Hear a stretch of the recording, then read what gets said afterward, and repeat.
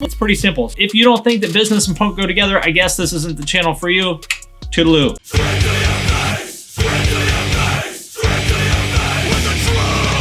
What's up, everybody? I'm Finn McKenty. This is the Punk Rock MBA, and it is time to dig into another batch of comments. I got thousands of them in the past week or so, which is awesome. Unfortunately, I can't get to all of them, but I'm gonna do my best to dig into a good chunk of them in this video. With that out of the way, let's get into the comments. From Nickrosing. Your comment about early 2000s scene kids getting into the newer hardcore bands at age 24 or 25 is so true. My high school days were spent with Chiodos posters and studded belts. Now I'm listening to Knock Loose at my desk job and going to local shows. Well, you know what, Nick? Nobody has to know if you still have a Chiodos song in one of those playlists. I wish, they should allow you to like change the name of a song on the Spotify playlist so that if anybody comes by, you can be like, oh, what are you listening to? And it's actually Chiodos, but you changed the name of it. So you're like, oh, I'm just listening to the new Sanctioned song. Next one from Hikari Ocean. Are you penis? I don't know. Am I penis? Maybe. How would I know? From Jared Aiken. What's your take on Post Malone? Wasn't he in some post-hardcore bands? You know what? We should call him post-hardcore Malone.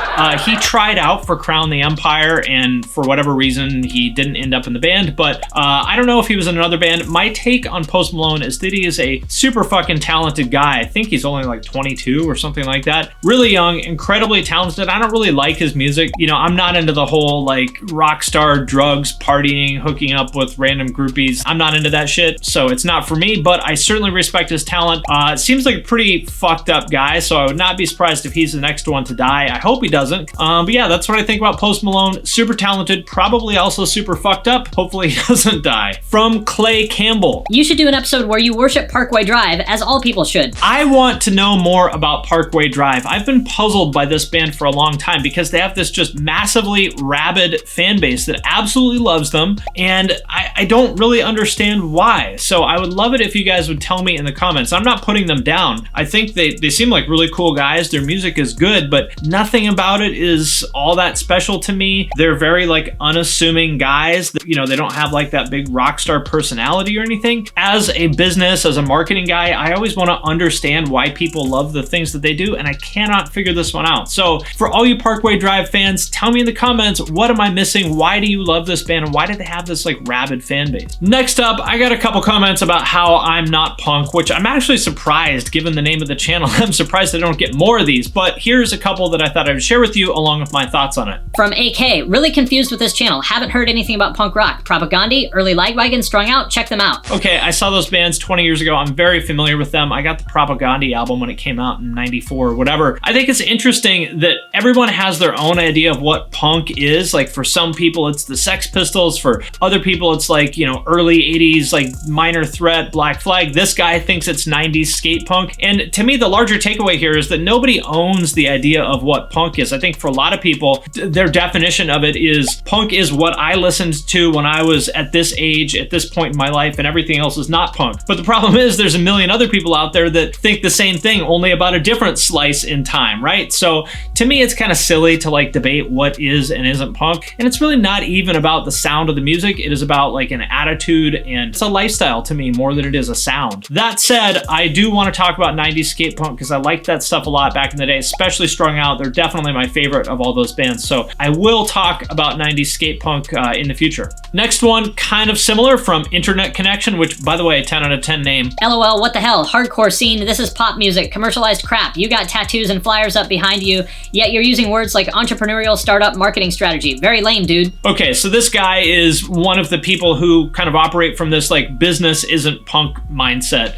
or the, making money means you're not punk kind of thing, which I think is just absolute bullshit. And let me tell you why this is bullshit, is because actually punk and DIY is synonymous with entrepreneurship. So for any of you guys that maybe you've heard the word entrepreneurship, but you don't know exactly what it means is starting your own business. Well, record labels, venues, bands, magazines, websites, these are businesses. And the entire community of punk, of hardcore, metal, independent culture, whatever, relies on people who start their own businesses, right? Like Discord Records, SST Records, Epitaph, like these are businesses businesses. The people who started them are entrepreneurs. They better have a marketing strategy or the label goes out of business, right? And then all the bands who are on the label are fucked. Same with all the websites, any of these things that support the culture, or bands for that matter. If a band doesn't think of their band as a business, well, they're going to be in trouble if they ever plan on getting any kind of reach or making any money off their band. If they ever want to turn it into their full-time job, they better think about it as a business. I think just this whole idea that like business and punk don't go together is just incredibly flawed in every single possible way. In fact, I would argue that starting your own business is the absolute foundation of punk for all those reasons that I just outlined. Like,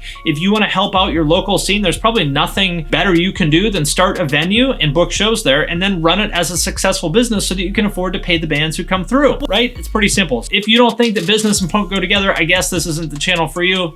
Toodaloo. Cool one from Maura Phillips. Is it weird that I love this channel and I'm a grandma of 7? Yes. Oh, I forgot to mention, I don't care because I love your videos. This is so fucking cool. Like, this is exactly what I love about punk and hardcore and metal is like, there are so many people from so many like random diverse backgrounds all over the world, like all kinds of different lifestyles. I love this shit. I've met so many interesting, cool people through the scene. This is another example of that. So Mara, thank you very much for watching. From Michael Lewis. Random picture of Rivera, the Promised Land. Yes, you caught that. That was, I don't remember what that video was in, but I used a screenshot of that game to describe an S rank challenge in some way or another. In case you guys haven't noticed, I like RPGs, especially retro RPGs, so I'm always happy when somebody notices my stupid jokes about Baldur's Gate or whatever. So if you're into JRPGs, old computer RPGs, any of that shit, I would love to talk about it. Like, I actually don't really pay attention to any music stuff anymore. All I pay attention to is games, gaming podcasts, I watch gaming YouTube, like that's really my hobby. If you like games, especially old ones, especially RPGs, let me know in the comments. From Chicken Womp. Great video, man, but I feel you're really glossing over / dismissing bands like The Fall of Troy and Dance Gavin Dance who really brought a level of musicianship and experimental artistry to the genre that these other bands didn't have. I feel Dance Gavin Dance is going stronger than ever these days, and the whole mini subgenre of swancore thing they spawned can't be overlooked. It's some really cool music. A couple things here. Fall of Troy is another one of these bands that has just this insanely rabid fan base, despite the fact that they were never a big band. I think it's because they had that one song on Guitar Hero or Rock Band or whatever it is. But fun fact, they're from Mukilteo, Washington, which is like 2 towns from where I grew up in Snohomish, Washington. Mukilteo is a lovely place. If you ever get the chance to go there, I highly suggest you go there.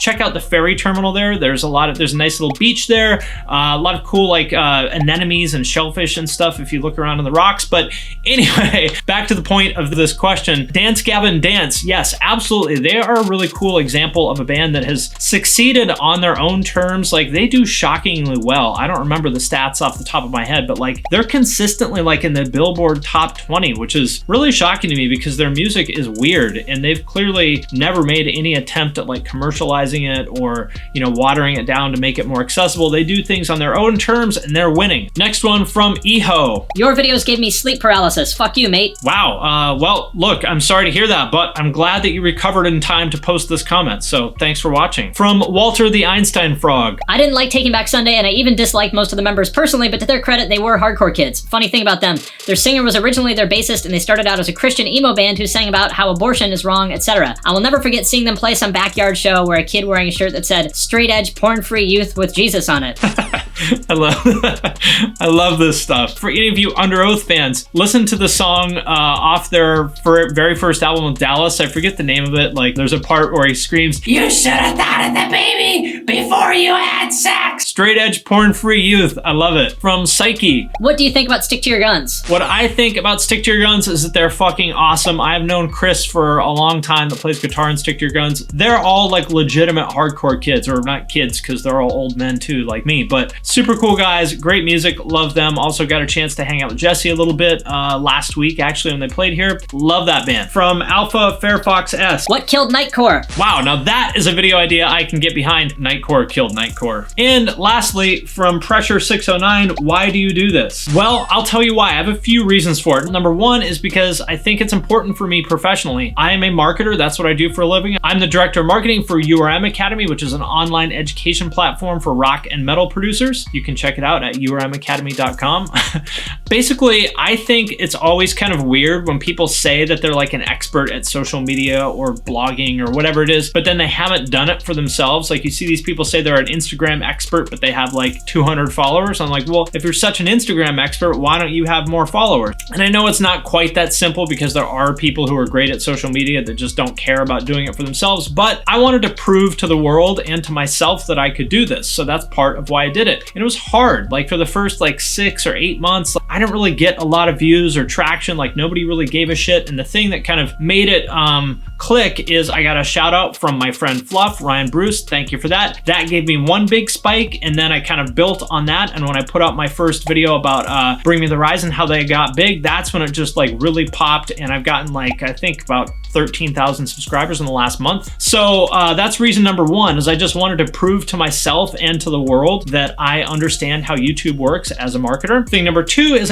I enjoy talking to people. Like I just think it's fun, and music is a thing I know how to talk about because I've been going to shows and been part of the scene for way fucking longer than I care to admit or way longer than I would like to admit because it makes me feel really old. But it's a thing that I know about. It's a thing that people care about, and I like talking to people. If you notice, I respond to maybe not all my comments, but a lot of them, especially if they're good, because I just legitimately enjoy talking to people. So that's the second reason why I do it. And the third reason is because eventually I'm going to find a way to monetize this. I have a few options, few ideas there. For one, if you want to book a marketing consultation with me to like review what your band or your company or whatever is doing for your marketing, you can do that. There's a link in the description. I have a course that I sell called Sell It Without Selling Out that I did with Matt Halpern from Periphery. If you are interested in that, it's at sellitwithoutsellingout.com. And I got a couple other ideas for how to do that. So eventually I will monetize this. And I think that brings up the fourth point in why I do this. If you pay attention to Gary Vaynerchuk, he's always talking about like day trading attention, right? Which is, I think, kind of a weird way of putting it. But in 2018,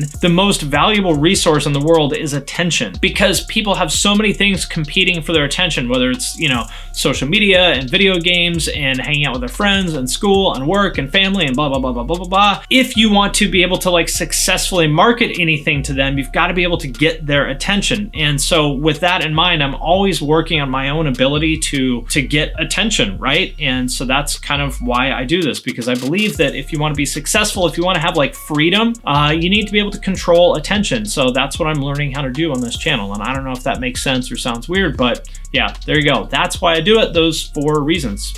Four reasons. All right, guys. Well, thank you very much for watching.